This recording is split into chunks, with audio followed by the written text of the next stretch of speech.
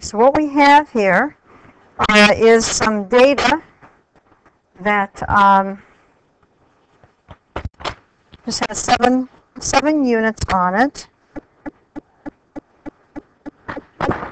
Getting those into our spreadsheet.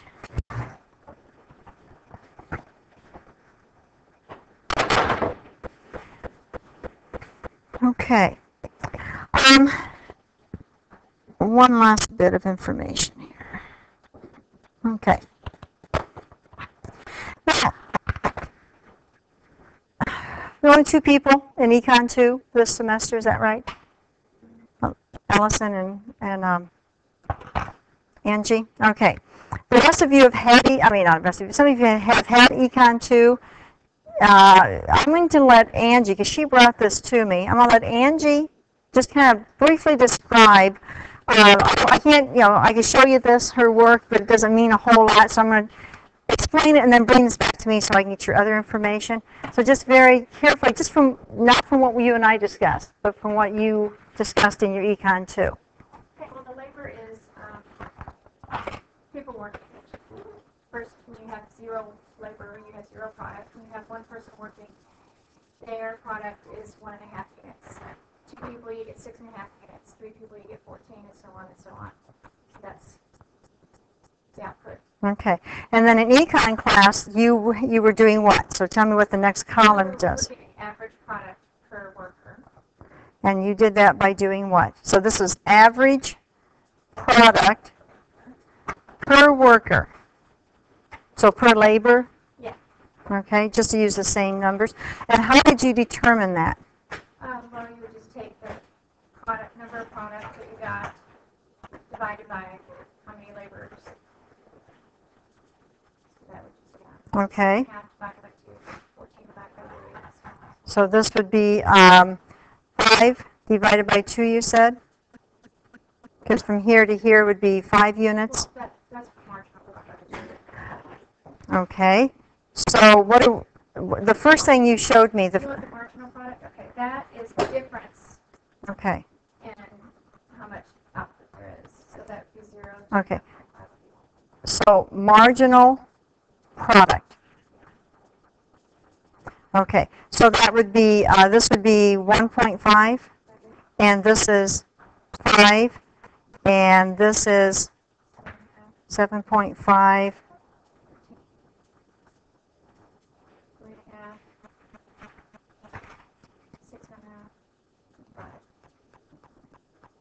Okay, did I do this right? 3.5 here?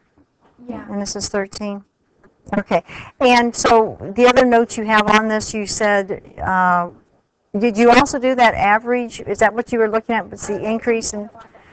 Okay, continue with this because you divided this up. You said it's increasing here and it's decreasing here. Right, because your marginal rate. Okay, so at what point did you say it was increasing or decreasing, or what was the? At the 5th unit our 5th worker is when production. Okay, so somewhere in here, this part of it you said was? Increasing marginal product. Increasing marginal product. And this is decreasing marginal product. Now, what's that got to do with this class? Anything at all? And if so, what? Marginal product. We talk about marginal profit, marginal cost, marginal revenue. So what would marginal product refer to? First derivative, right? Slope of what? What function?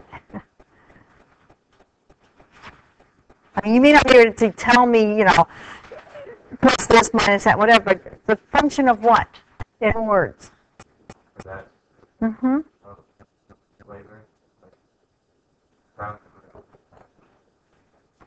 So this marginal product is the derivative of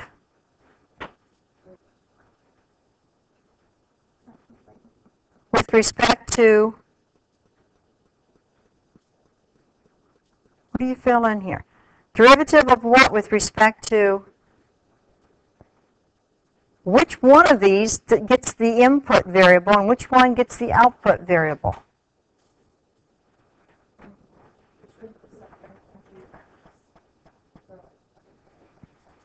Let's, if you have this, how do we read this? This is the derivative of, which one is it? With respect to x, right? So this is the derivative of product with respect to labor. Okay, so it's a function of, it's product, P of L, if you wanted to do it that way, would be your function. Now, let's go one step more. If we're saying that, this is a rate of increase. This is a rate of increase. When we talk about how is the rate of increase changing, then what are we talking about? The rate of increase is our first derivative, but when we talk about the rate of increase, we're talking about what? Second derivative. Okay. Now, without looking at a scatter plot, what do you think this is going to look like? Yeah, Philip, go ahead. Like, maybe concave up and then turn. Based on what? Based on the slopes of the first derivative like increase until they get to 13 and then they start to increase. Because if someone, let's put labor here and product, if someone's only looking at the fact that it's increasing and then decreasing, they could be misled into thinking that this function increases and then decreases, right? Well, wait a minute, if it increases and then decreases, isn't that what we're talking about? So we have to be a little savvy about this. Now let's look at the graph. Yeah, do you have that in your Inspires? Okay, what I want you to do, now on this model you do control document. On the gray one, just do home. But I want you to get to where you can add a data and statistics page. Okay, when you do, you should get something like that. Now I can take a look to see. Katie, you came in a little late. Did you get that data into the? Okay. Okay. So this is something I don't know we've done enough of, so let me just kind of see what you're doing here. Are you logged in? Okay. Who else came in later? You logged in? Okay. Zach, are you logged in? Okay, I want to do logged in only so I don't get all those empty spaces there. Okay, good. Okay. So we got a few people who are just a few seconds behind. Okay, enough that we can go on. Let's go on here. So now, down here, move your cursor. Either use the click or use the cursor. Move your cursor down, and it says click to add. And so if you do that, you've got a choice. If you labeled those correctly, you've got a choice. Which one's your input?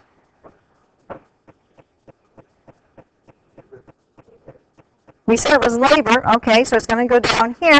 But what we have then is, isn't that nice? Can I to see those things move around? But what we have is we have a frequency chart. Each of these items was mentioned only once, so it's just a frequency. Then move your cursor to the other side. Click. It goes here. Product. Okay. And so when we do that, we're going to see. So if initially you thought, oh, the graph's going to go, it's increasing and then it's decreasing, look again. It's not increasing and decreasing. And we talked about being the rate of change, which means we're looking at the second derivative. If the second derivative is positive, what do you know about the graph? Second derivative, positive. Concave up. Is it concave up? Can you see that this could be concave down then? Yeah.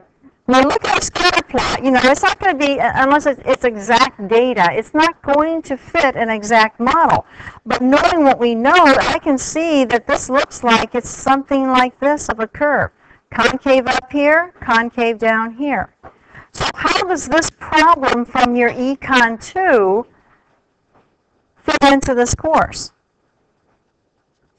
What you're really discussing is second derivatives, yeah. Now, ask your Econ 2 professor what the derivative would be. You know, ask about that. Because I would hope that we all have a desire to make a connection between what this class gives you and what you're learning over there. There's a reason they have you take this class. We're talking derivatives here. And we're talking second derivatives. Now, there's a second problem that you had there. I think it has a little more data. Let me, let's take a look at that.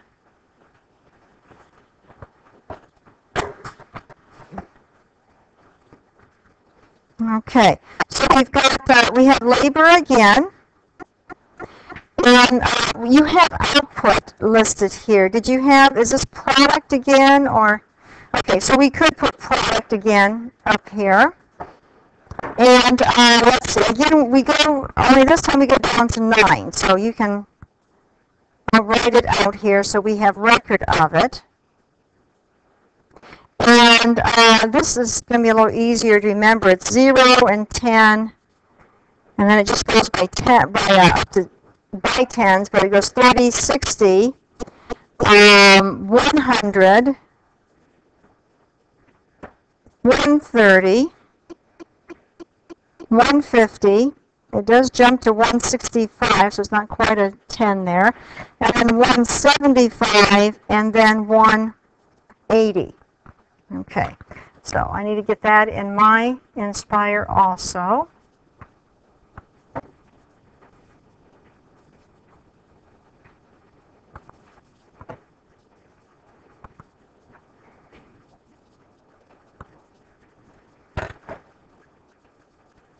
Now, did you replace the data in the one you had?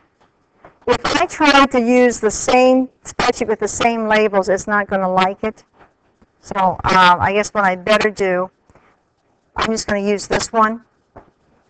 And did you find out that if you tried to use the same letters, it didn't like that on a new spreadsheet? It didn't have a problem? Okay. Well, I'll do this instead, just because. So let's see, 10, 30,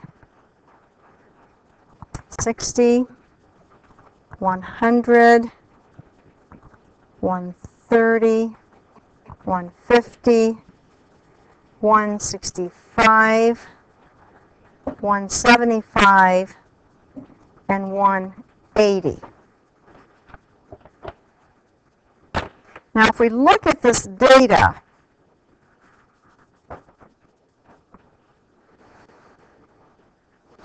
and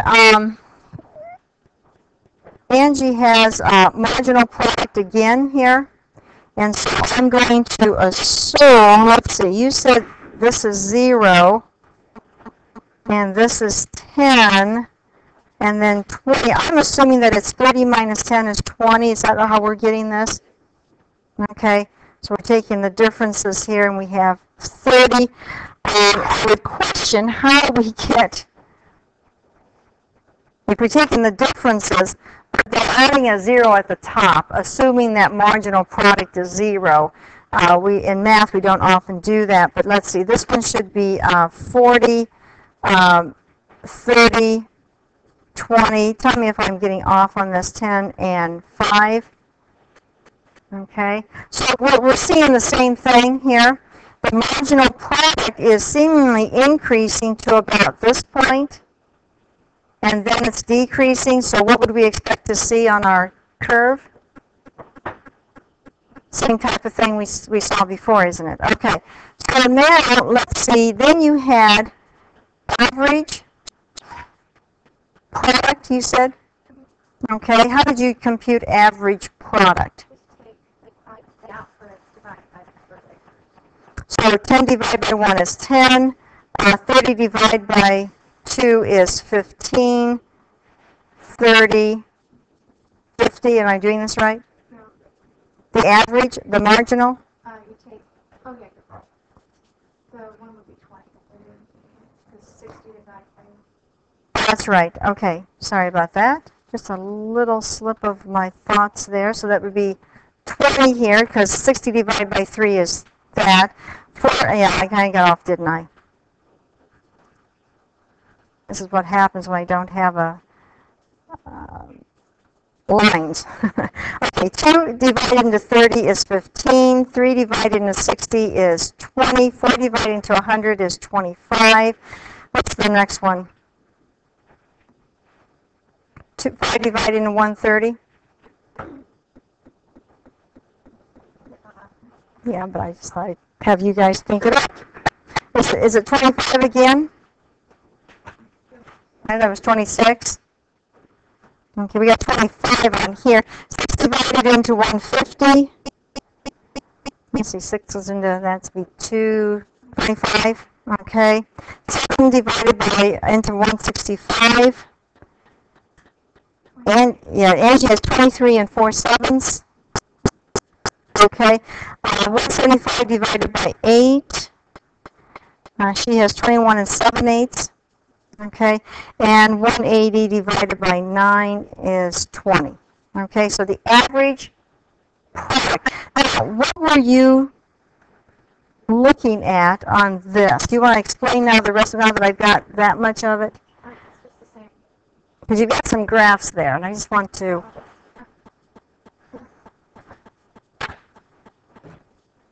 Left analysis.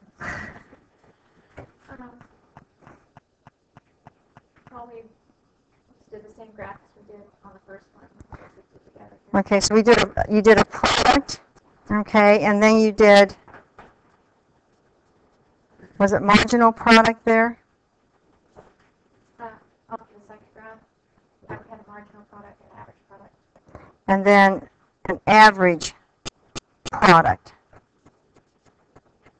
Okay, now, we expect to see on the product labor to be about the same thing we had before, something that is concave up and then concave down. Has anyone gone so far now to do that scatter plot? Yeah.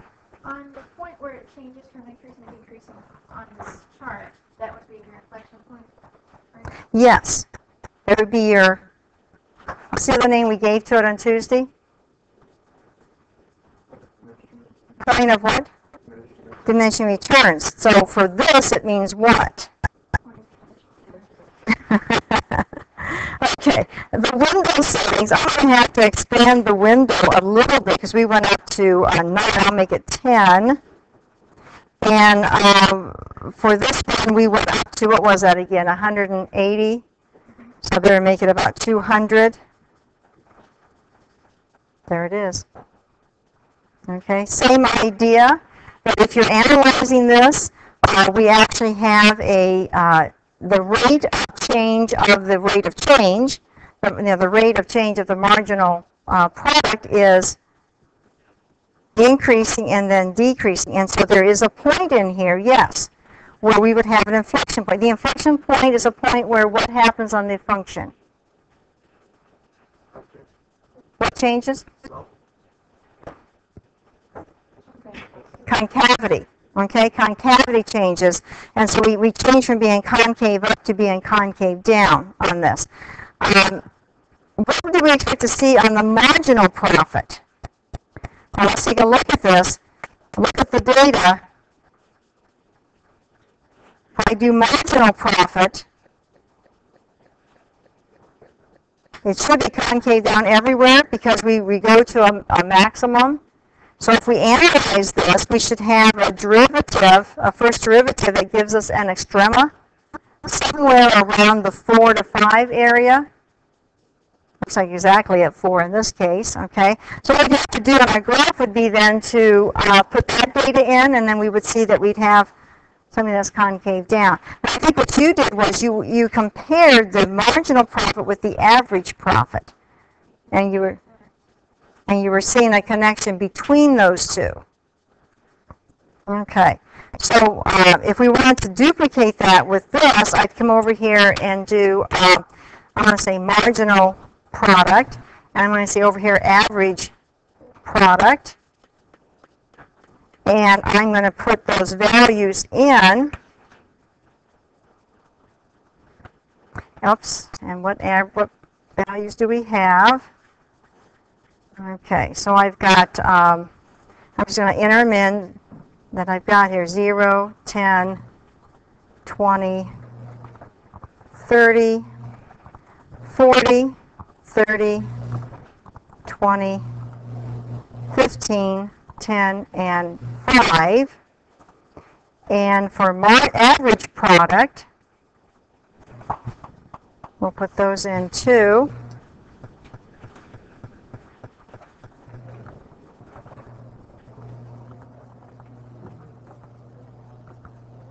What do we expect to see for this? Let's see, 23, what did I do here? This should be, I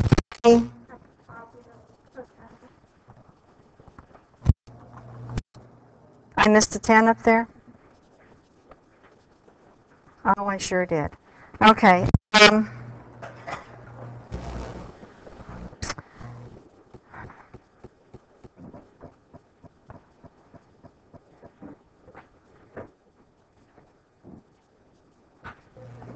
There we go. And down here, we're going to do 23 and 4/7. I'm going to have to say equals 23 plus 4 divided by 7 with a period behind it in order to get it to be a decimal. And there it is. And I'll do the same thing here.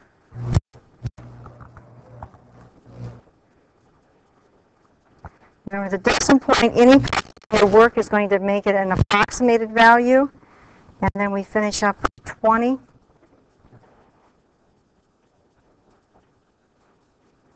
Now, I'm not sure, I've never tried this before. On that same page that we did the other one, I'm not sure I can do more than one graph on there at a time. But what I can do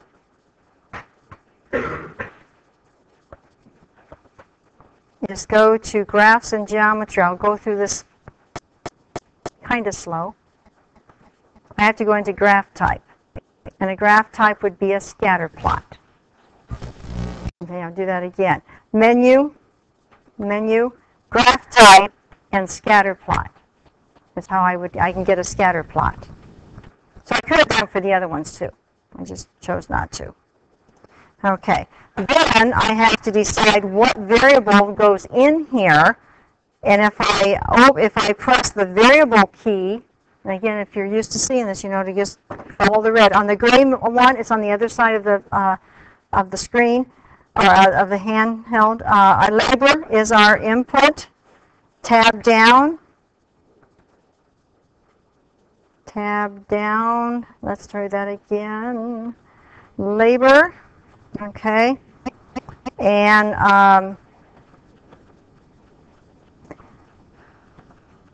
then marginal product.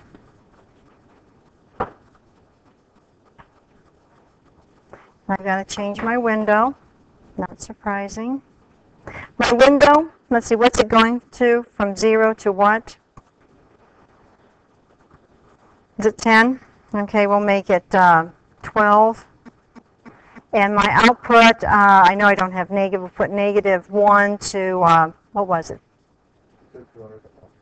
Marginal product. The marginal doesn't go that much because we're only counting the difference between. What's the marginal maximum there?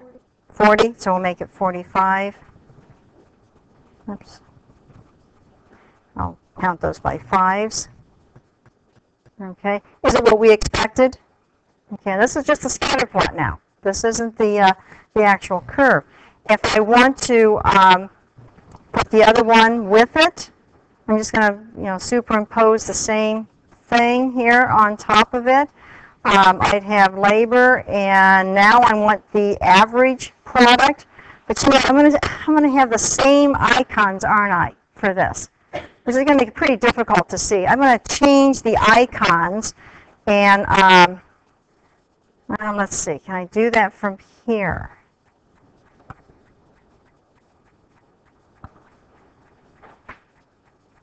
Not from here. Okay. Well, we'll do this. Oh, it did it for us. Thank you. Okay. So there's the average there. Did we expect to see that? Now, one of the questions might be for what labor is your marginal the same as your average? And if I had a nice smooth curve through this, I would be looking at something right about here. Did you get into any of that? What were you? Was that what you were trying to go for? Okay, Allison's agreeing with you on that, Angie. So, that's but what are we doing? We're looking at derivatives on this. And so, take this information with you. Those of you taking Econ 2 next semester, take it with you. And anytime you hear the word marginal, I hope you think of derivative. And if you're looking at how fast the marginal output is changing, you're talking second derivative. Okay, that's how it all fits together. Okay, well, that was something that I hadn't intended to get into quite, at this point. But if we're talking about applications of what we're doing to what you're studying, how better apropos than this that we have it. So thank you, Angie, for bringing that in to us. If you have other problems, bring them in and let's look at them. Now, we can go through our own problems here. Again, we've got average cost, and average cost wouldn't be any different of a discussion than what we were looking at with average product. That's taking the cost and dividing it by the number of units. The only problem is we don't have the data to show us. We don't have the number of units and the cost that comes from it to show us. But what do we know about average?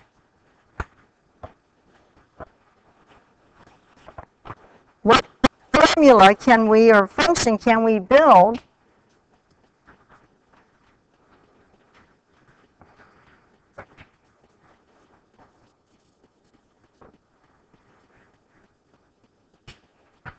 How would you compute average?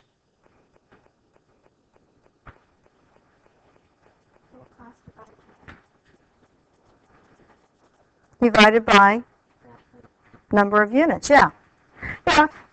We often overthink.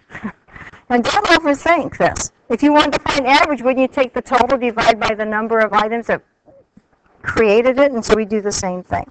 So we've got 5/10 n squared plus 10n plus 7200 divided by n. Now, what are we trying to do with this? Once we find what average cost is, then what? Nick, what's the problem asking us to do?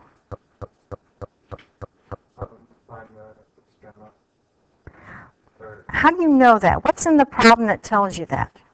The level of production per unit, or will the average cost per unit be minimized? You want to minimize average cost. Yeah. That's the key. That's what we're going to, we have some problems that say maximize. I was doing some problems with the Calc 1 classes today, and they're doing exactly the same thing. Again, you're studying almost the same thing each day. But for them, we had a problem of taking a circle and putting an isosceles triangle in it, and what maximize the area of the triangle? What size? What's the height on the triangle that maximizes the area of that? there's a little different approach to that. But we also had to key in on the fact that we were maximizing the area. So we had to have an area function. Here, you want to minimize average cost, so you have to have an average cost function.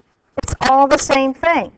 You might have different problems, but you could study with the Calc 1 students very easily because we're doing the same thing. So if we want to minimize this, okay, how am I going to do? What's my plan?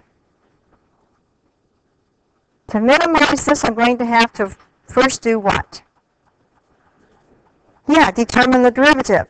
The derivative of what? Cost or average cost? Yeah. Now I'm going to help us out. We're going to say average cost. So AC is average cost, and it'll be AC of n. So this is the function name, AC. So we're going to have to find the derivative of average cost with respect to n. When you do that, if I keep it in this format, we're going to have to use what rule? Do you really want to use the quotient rule if you have to? I don't. So the first thing I'm going to do, let's see if I can capture some of this. There we go. First thing I'm going to do, I'm going to rewrite my average cost function so I don't have to use the quotient rule. I have three fractions. If I break them up, if I divide each of those terms, you know how it is in arithmetic. If you have fractions with the same denominator, you can add the numerators and place it over the common denominator. Well, we're just going to do backwards on this. So we'd have 5/10 n plus 10 plus 7,200 divided by n, but another way of saying that is n to the negative 1. Now I don't have to worry about the quotient rule. I'm as happy as you are, okay? A little less work.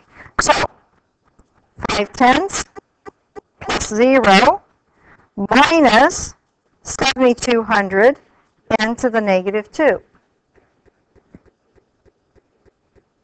If you like, 5/10 minus 7,200 divided by n squared. Either way. I'm trying to minimize this. So now what? The function will have an extrema when what happens? Let me put it differently. The function will have a possible extrema when what happens? Yes, yes, okay. So set it equal to 0.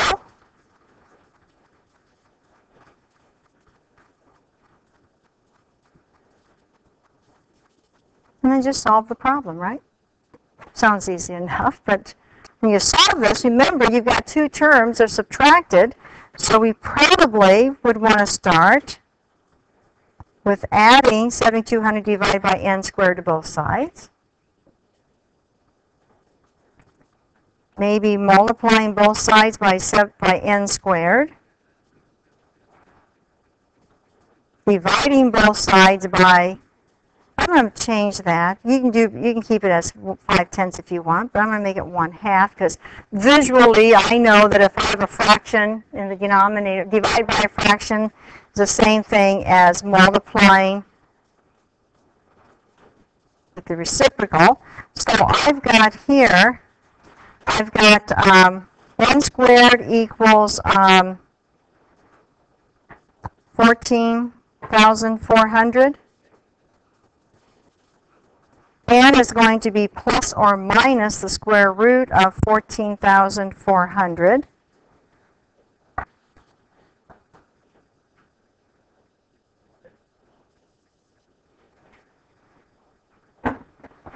Do I need the negative? We're counting number of product units, right? I don't think I have negative. Okay, so we use the positive of that, and I would hesitate to, I'm not going to use the approximated value, but it's kind of nice to know approximately how much. And actually, I think that comes out to be even. Check and see. According to my notes, it looks like I've got it that it comes out to be even. Katie agrees. 120, Katie? Okay. So 120 what? Units per what?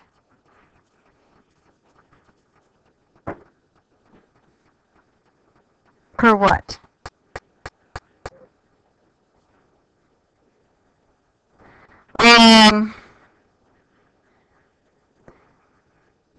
I need per anything. It's I can't per hour.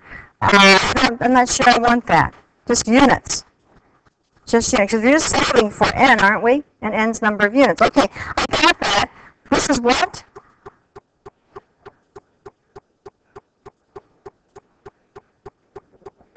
It minimizes it, right? I don't know. I'm hoping it minimizes it. If it doesn't minimize it, it may possibly be maximizing costs. Or maybe it's not doing either. Okay, it could be an inflection point. So it's a possible extrema. We don't know which. So what do we have to do? Okay. Now, the alternative to taking the second derivative is to do what?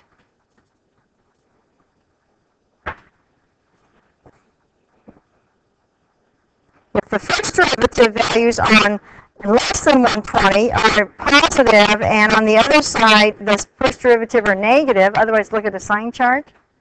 So you could do a sign chart. If I don't tell you which one, if I don't indicate you need to use the second derivative, you really could argue that your answer using the sign chart accomplished what I wanted you to, but I'll make sure that I let you know. Okay, second derivative. So let's see, my first derivative ended up here. So my second derivative, the derivative of 5/10 is 0. So for the sake of my second derivative, I'm going to go back and make that negative 7,200 to n minus 2 degree. Okay, so my second derivative then is going to be 13,400 n to the negative 3 power.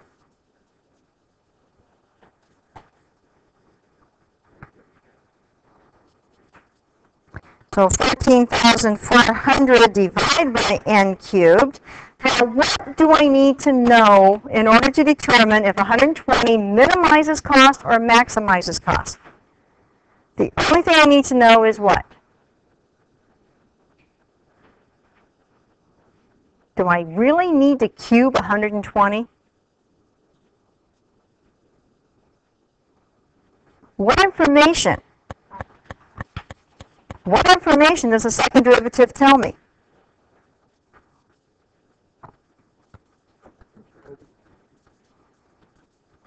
If the second derivative of 120 is positive, then average cost is concave up, which means it has a minimum. If it's negative, then it's concave down, which means it has. So I don't need to know the actual value. All I need to know is it positive or negative? Possibly 0. Is it possible that 120 could make this 0? In fact, are there any zeros of the second derivative?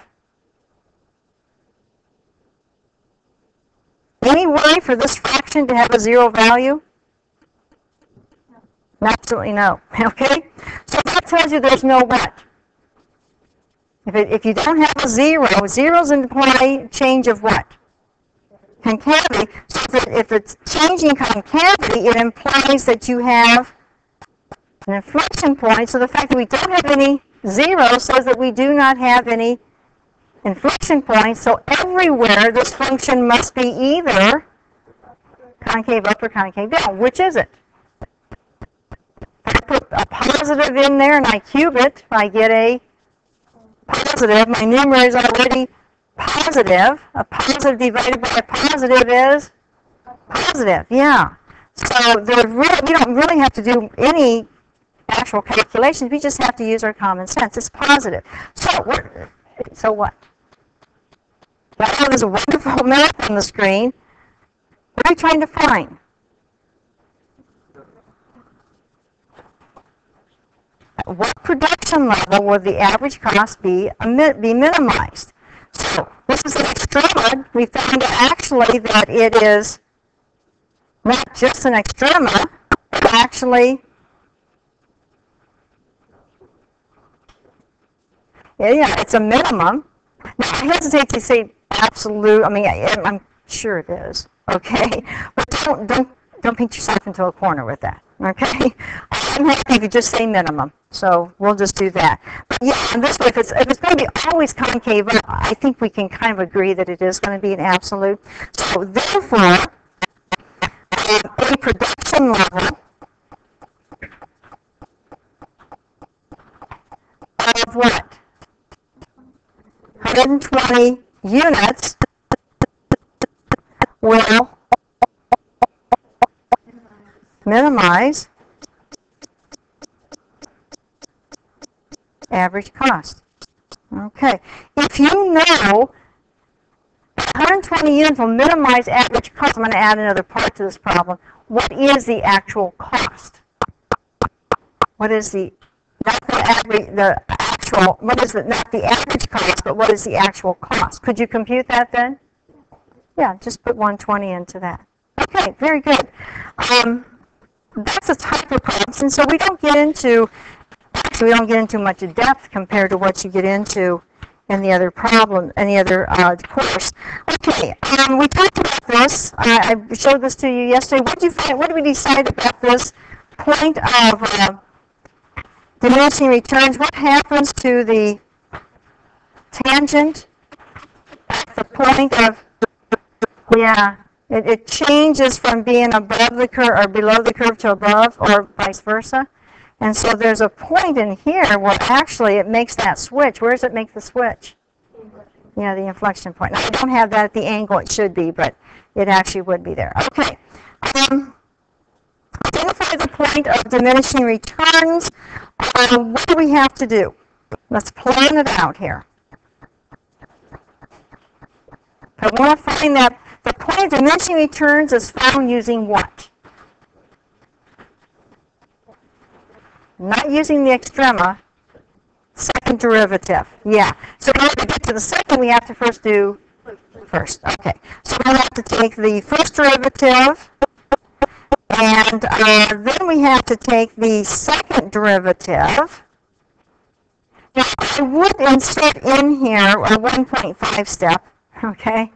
And I would set this equal, I would find those zeros just in case. Okay, just in case we end up with a 0 of the first derivative as a 0 of the second derivative.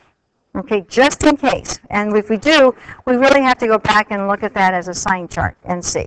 And then our third step would be to set second derivative equal to 0. Okay, there's your plan. Do we really need to go through this problem?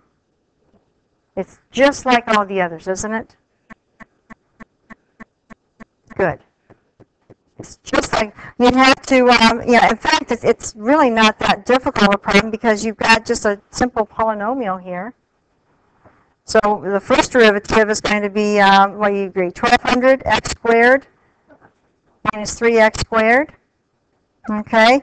I set it equal to 0. I would factor out, whoops, it wouldn't be an x squared here, it would be an x. I'd factor out, let's say, a 3x, and I'd have 400 minus x. Can you tell me what the zeros are? X equals 0 and x equals 400. Now, if this is revenue, well, let's see, that's a little bit of a problem, though, isn't there?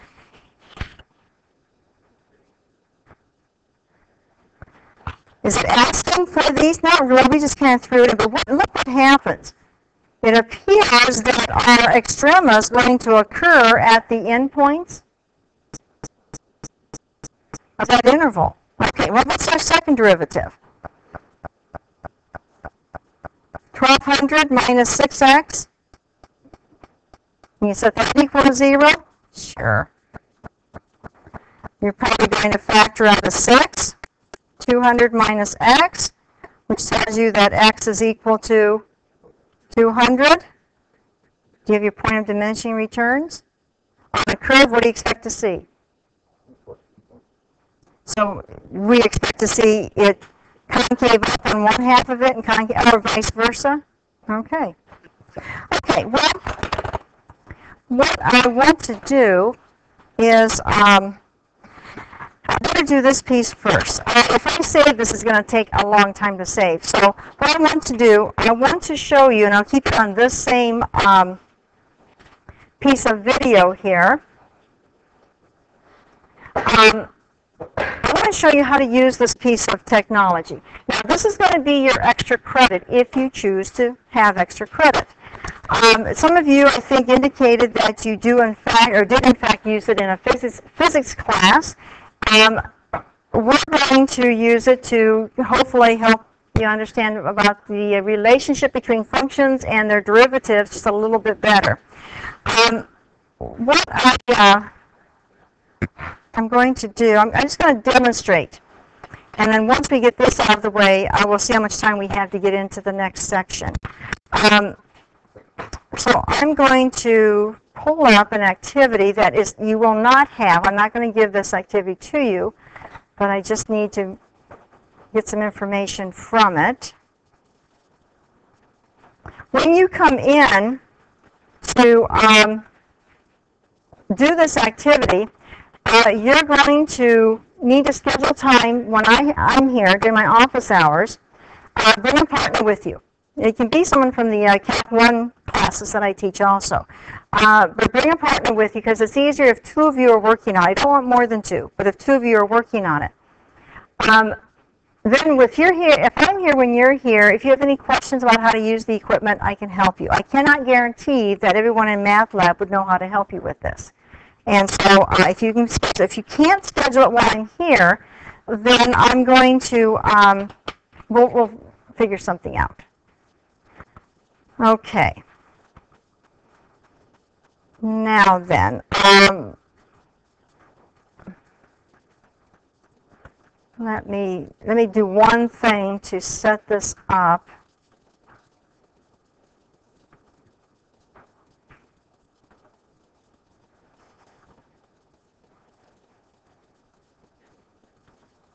Okay.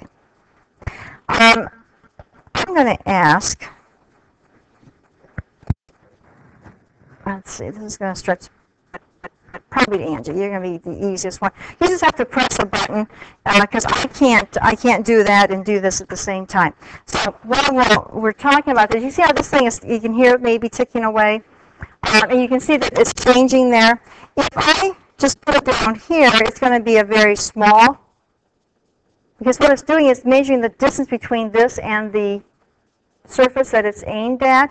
If I do the ceiling, of course, it's going to get larger. Okay. So what happens is this emits a signal, a sonar, a sound signal that is like the whales and submarines. Okay. It emits a signal that goes out, it bounces against something, and it measures how long it takes to come back. There's about this much of an area that it's emitting that signal from. So anything in its way is going to interfere with this.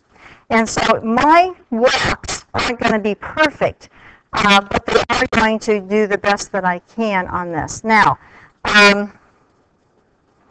let me do one more thing. I see this has gotten reset here. And we'll do this. Okay, that's what we should be seeing. Okay, now this, I don't know why it keeps jumping back there. It just automatically changed it again. So, oh, wait a minute. Hang on. We got time. We got plenty of time. For those of you who are interested in this piece,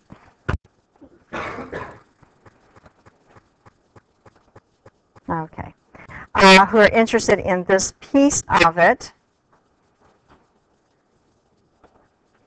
What happens is I've got it taking it so long that it only can take 5 minutes of it. So let's change this to that, and then it shouldn't change this at all.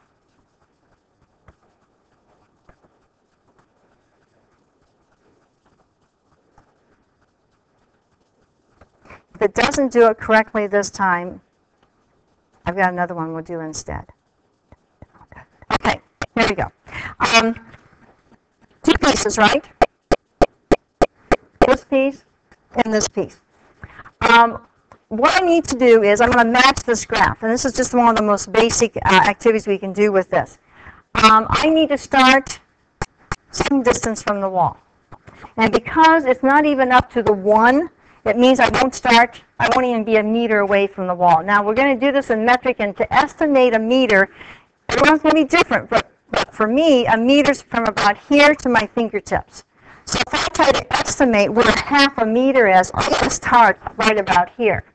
And I'm going to walk out to about 3 meters. So I should be about here when I stop. Okay. When I stop, I don't move at all. Now, how do I know I walk from there over to here? What tells me that on this? Just keeping your eye on the input and output. The input is time and the output is distance from the object, okay? So we have to keep that in mind. Okay, Angie, when I get ready here, you're going to take the cursor, so take that pin out, and you're going to just press this right here. If it says, do you want to store or discard, we're going to say discard. But the moment you do that, it's going to start taking data. Okay, so go ahead. Okay, say discard. Oops, try it again. Yep. Is it doing anything? No, it's not. I can tell it's not doing anything. Okay, say discard again. Okay, I trust that you are doing something. Take the pen away from there. Okay. You say discard. I know you did that. I saw you do that. Well, shoot.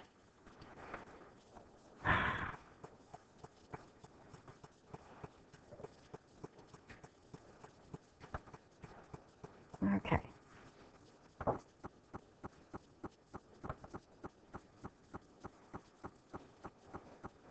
Try it one more time. Let's see. If not, we'll go to a different one. Is it doing anything?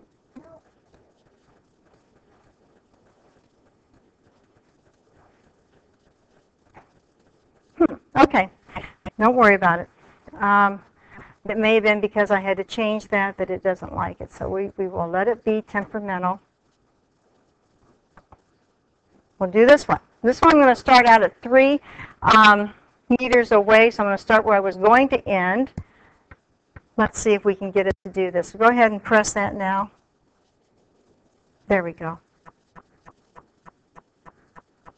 Now, the reason I have some interference is because there's some other stuff in the way there. Okay, there's some other objects in the way. But there's my walk. Not bad, okay? Not bad for what I'm doing. Now, you can do that. You can practice that. And again, it won't take you as much as you're not going to be working with my computer. But what I want to then show you is this. If we go in here, and I'm going to do a graph type, and we've been here before with the other problem. And I do a scatter plot, and I do my input will always be time. Keep that in mind.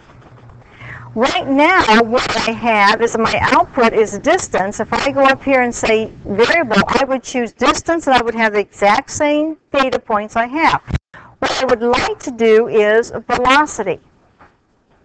Now, if we're going to do a velocity graph of this very same walk, what would the velocity graph look like? Well, I think about my question. What would a velocity graph look like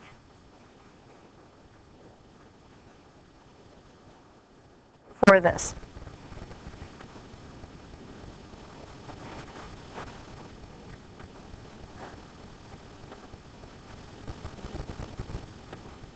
Here we go. What would the velocity be for this? Velocity is what? Relationship to the distance function. Okay, but what of our derivatives is it? First derivative. Okay, so what would the velocity graph of this portion look like? Velocity is what in this area? The slopes of the tangents are what? Negative. So we expect to see points where on the graph? Below the input axis, right? That's where you have, the velocities are output, so it's going to be negative. It's going to be down here. Where would the velocity of this section be? Well, what's the derivative of this section? 0, so it should be on the input axis, okay? What about this section? Axis should be above, okay? So I should have in the velocity scatter plot things below the input axis, things on it, and things above it. So let's see what it looks like. Now I need to change the window, but I think you can see it well enough to see that we have points down here. Again, you have to understand there's a lot of what we call noise, interference, because I had other objects in my way. But I can see that it's below, it's on, and it's above. That would be the velocity graph of this. So you're going to be given some graphs, and you're going to be asked to walk the velocity graph. So if I had started with this and I said, let's walk the velocity graph, I'd have to walk a graph, I'd have to do a little walk such that I would get these points to show up down here. Now what would I have to do to walk a velocity graph?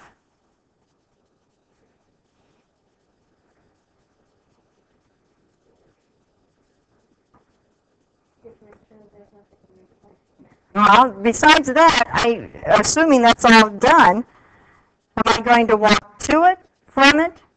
Am I going to go back and forth? Am I going to walk only in one direction?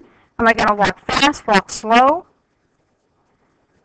What will I do for this portion in order to have a velocity graph of 0? Okay? But what will I do? If this is down here, somehow down here's got to connect with this. Now, it's a little harder because these are straight lines, right? Let me show you what you're not going to have anything that's quite that hard. You're going to have things that look like that. Okay? Kind of a same type of graph we've been looking at, but let's look at this one. Okay, if I'm going to walk the velocity graph for this one,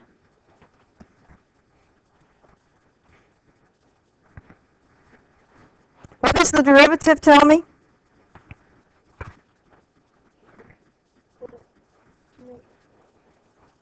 Slopes. Okay, so my slopes of these are going to be positive. Where do I need to be above or below the horizontal axis at this portion? I'd have to be, because my slopes are positive, my velocity is going to be having to show above the input. What about here?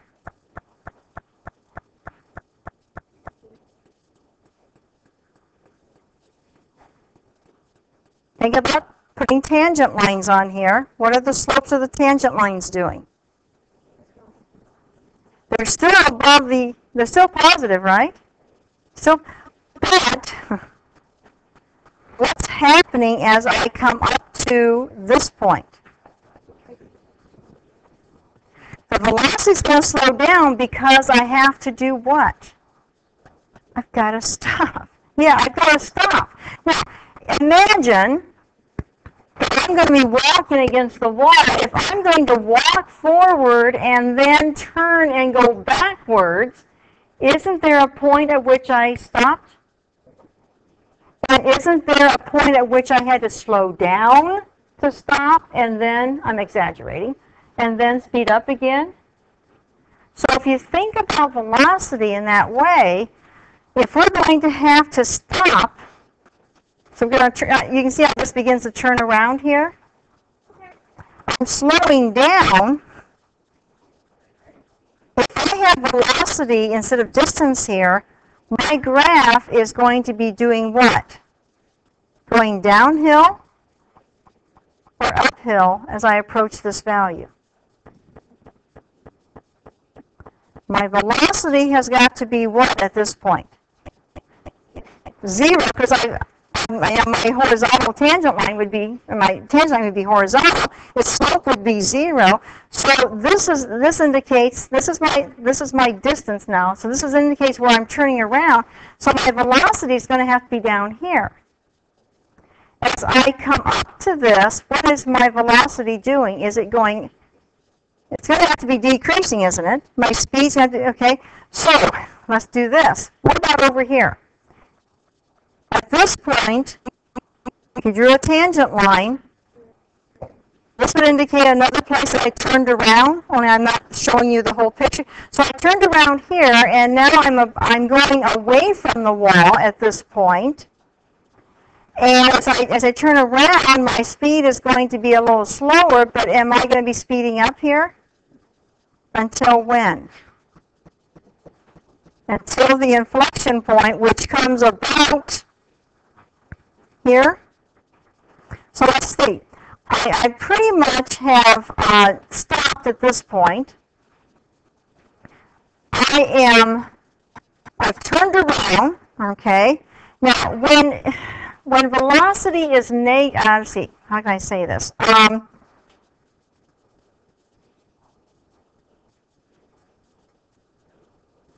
hesitate to say velocity negative because actually that's true though. If velocity is negative, a derivative that's got a 0, a negative tangent, slope to the tangent line. So I am actually moving toward the object. This is distance. Am I toward the object here, or I'm moving away in here? So as I make the turn, I'm going to move again. I'm going to be going toward it. So if my velocity is positive, I'm going away from the object. If it's negative, I'm going toward the object. So as I come up here and I make the turn, I'm going to then start going faster and faster and faster until I get to a point where I have to start slowing down in order to make the turn again. I don't know if I can do that. Do you think I can? Ryan, you've got some good answers. I'm going to ask you to come up and do it. Oh, just because I want to. Let's see. I'm going to make this -5 for us here. I really do. I just have too much fun in this class. And I'm going to spread that fun around. And so you're going to get to have some fun right now. The reason is you can stay on that side if you want. I think it might have less noise. Okay. I'll operate the computer here. Let's see what happens. Okay, there you go. Distance-wise, let's plan this out. Distance-wise, you're going to start about 1 meter from that door, okay? And he's going to walk away from the door. Now he's going to run into that, so just kind of understand that's going to happen. But he's going to walk away, and then at about, oh my goodness, that's 10 meters. You know how far away 10 meters is? Oh, that's 10 seconds. Sorry about that. It's late in the afternoon, I guess. Okay. Okay, thank you for correcting me. How far are you away? You're going to be about 3 meters away, though. Then that's going to be farther. So you're going to hit that. So just kind of deal with it, okay? So you're going to walk away, and then you're going to, at some point, try, and you can turn around anywhere you want to, but hit the wall first and then turn around, see if you can get that. We should see a curve similar to this, but not quite as long. And then we're going to look at velocity. So it's going to match the curve first. Okay, then we're going to look at velocity. But, well, you're going to be 10 seconds. Okay? We'll let you kind of do a little whatever you want. You can do a dance if you want to there. Okay. But,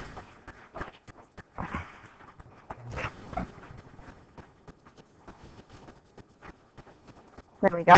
But, velocity graph now, when we do that, we should see that, in fact, it is going to be above and then start going below. Okay, on your mark, are you about a meter away? Yep. Okay, get set,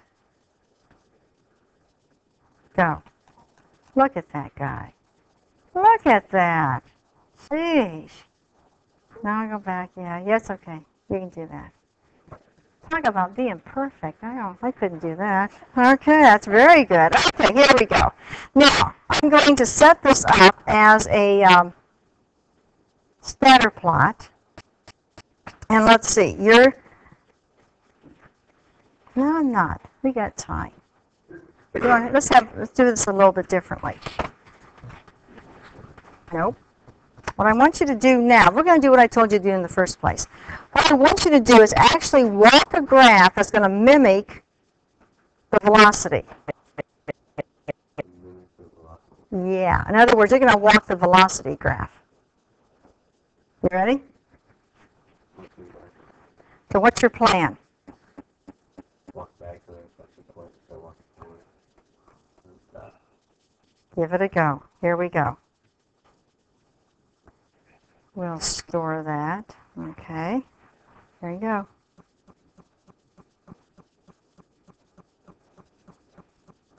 Now, is that the velocity he's supposed to have? I thought this was going to be below because it was negative.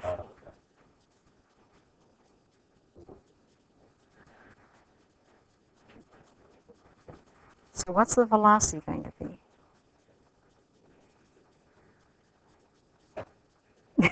He's looking at you guys for help.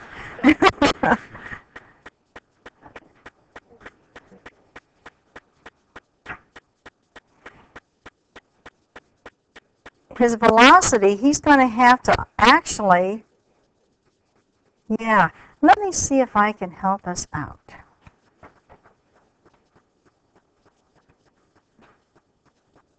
That didn't do anything. What I'm doing is I'm trying to work off of another,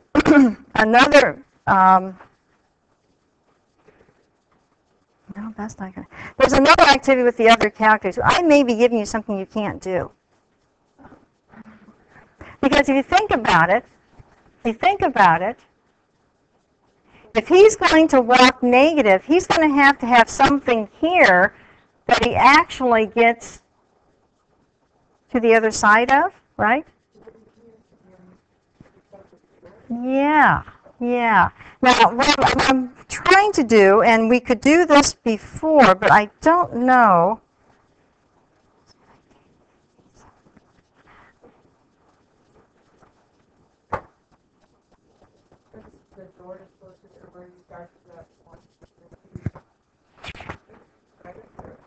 I have to reset this, yeah.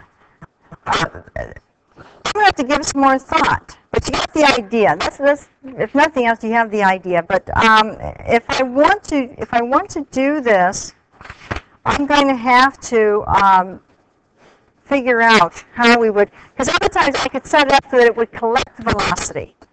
And it's collecting velocity, but it's not displaying velocity for you on the screen.